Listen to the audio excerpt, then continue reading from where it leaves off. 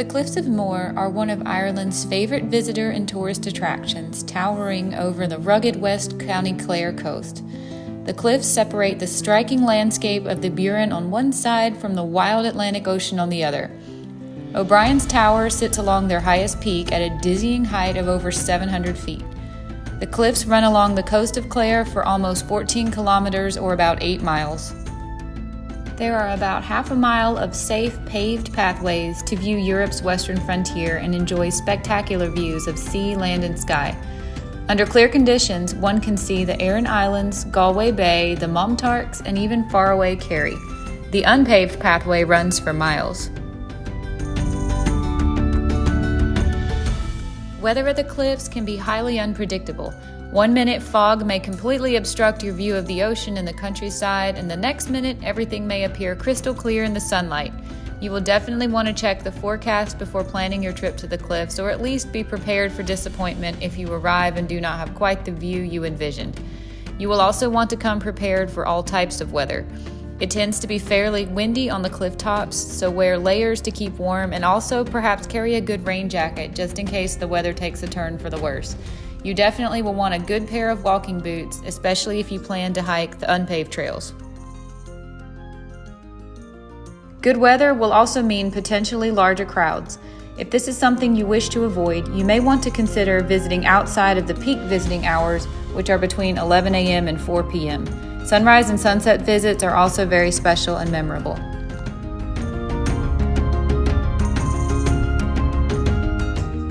Booking online is the easiest way to get ticket access to the Cliffs of Moher experience. Ticket prices are divided between morning and evening hours, as well as peak times in the middle of the day. For instance, in mid-April 2023, when we went to the Cliffs, morning admission for one adult was £7, peak times would have cost us £10, and evening prices was £8. There is a slight discount for senior citizens over 65 years of age, and then children under 12 get in free with a 4-child maximum. There are also discounted rates for families and groups.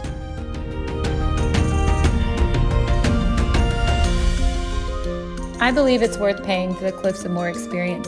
You have access to a lot of amenities. They have a fully accessible visitor center with a self-guided cliffs exhibition, and also an on-site theater with a cliff face adventure virtual reality experience. There's 800 meters, which I think is about half a mile of safe paved pathways to the amazing viewing areas. There's an audio guide and an app that's free if you want to download an audio track and listen while you're taking your experience. There's restrooms and toilets, and I can tell you they were clean. There's Wi-Fi, secure unlimited parking. It's accessible for most people. There's complimentary binoculars, picnic blankets that you can go borrow. There's picnic areas, and there's also dining and cafeteria, and there's plenty of places to eat if you want to bring your own food. There's a water refill station and a puppy watering station. There's places to charge your phone, store your luggage. There's a first aid, and there's a meditation room. And there's also the Lifts of Moher, which is an electric mobility vehicle driven by experienced guides to ensure that the less mobile visitors do not miss out on the wonderful views and experience.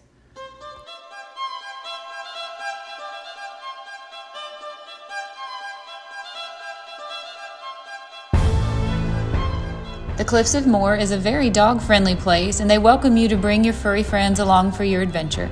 They offer a complimentary doggy pit stop water station as soon as you walk in, right next to their water refill station.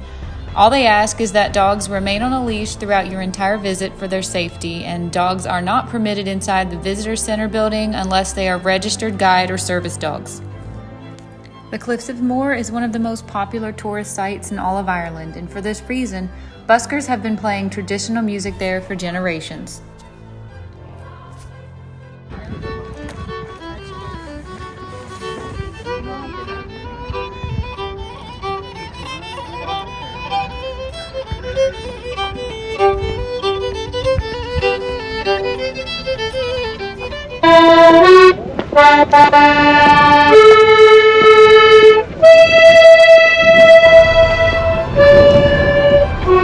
This natural beauty has inspired artists, musicians, and poets for generations. Scientists and geologists have long been fascinated by this unique landscape. As soon as I saw the Cliffs of Moher for the first time in person, I was immediately desperate to know how was this formed. I've been kind of on a geology and anthropology kick ever since discovering Graham Hancock on YouTube, so I decided to Google how these cliffs were formed, and this is what Google says. The cliffs consist mainly of beds of Lemurian shale and sandstone, and the oldest rocks are at the bottom of the cliffs. During the time of their formation, between 313 and 326 million years ago, a river dumped sand, silt, and clay into an ancient marine basin. Over millions of years, the sediment collecting at the mouth of this ancient delta were impacted and lithified into the sedimentary strata preserved in the now exposed cliffs. The area is considered a geological laboratory that preserves a record of deltaic deposition in the deep water. Individual strata vary in thickness from just a few centimeters to several meters, each representing a specific depositional event in the history of the delta. An aggregate up to 200 meters of sedimentary rock are exposed in the Cliffs of Moher. Trace fossils are abundant, comprising two main types: scolitia, or worming trails that are interpreted as feeding trails left by as yet unidentified invertebrates, and two, burrow marks, which are circular features preserved as casts of burrows once occupied by as yet unidentified marine creatures. Ripple marks are preserved in some stones. I don't doubt the science, but I would really love to know what Graham Hancock and Randall Carlson would say about this, because they usually can paint a very vivid picture on how geological formations were created, and I wonder if their opinion might differ. Who knows?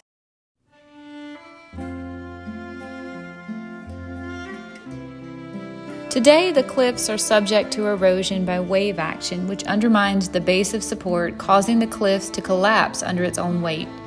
This process creates a variety of coastal landforms characteristic of erosional coasts, such as sea caves, sea stacks, and sea stumps. Bronamore, a 67-meter-high sea stack at the foot of the Cliffs of Moher, below O'Brien's Tower, was once part of the cliffs, but coastal erosion gradually removed the layers of rock that joined it with the mainland. Bird watching is surprisingly popular at the Cliffs of Moher. At peak season, there are an estimated 30,000 pairs of birds living on the cliffs, representing more than 20 species. These include Atlantic puffins, which live in large colonies at isolated parts of the cliff and on the small goat islands, and razorbills. Other birds include puffins, guillemots, razorbills, fulmars, kittiwakes, chow, and peregrine. I may very well be mispronouncing some of these. I'm just reading the names off of the website, but they are surely cute, and I wish we could have seen them a little bit better. Apparently, there is also a wide range of sea life that can be seen from the Cliffs of Moher, ranging from gray seals, porpoises, dolphins, minke whales, and basking sharks, and occasionally even sunfish. We didn't see anything like this on our visit, though. I'm thinking you would probably need to be out in the sea in a boat like this to see those ocean animals.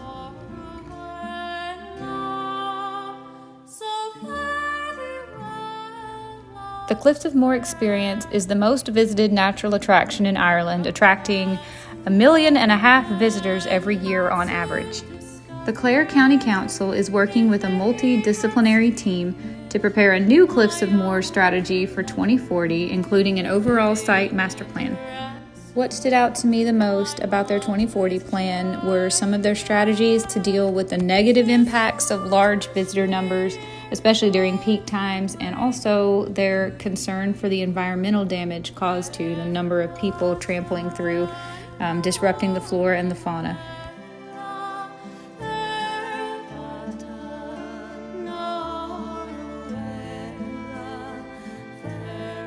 Another concern of this council is the fact that this destination sees almost 10 annual deaths per year. A website called Far and Away published an article by Mariana Zapata in March of 2023, ranking 10 of the world's most dangerous natural wonders. The Cliffs of Moher came in on the list at number 10. Most of these are accidents that occur when people step off of the trails to take pictures. As it's bound to happen, some of these people trip and fall to their deaths on the rocks below.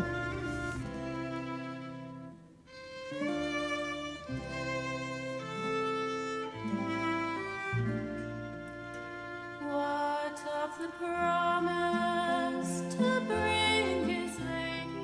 At the end of the day, I cannot recommend going to the Cliffs of Moher enough.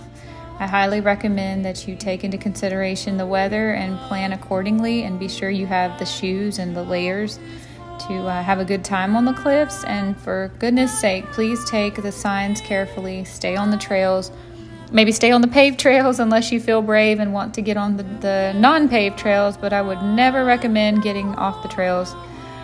We had an absolutely awesome time when we were there. The weather was gorgeous for us, and there weren't too many visitors to obscure our view.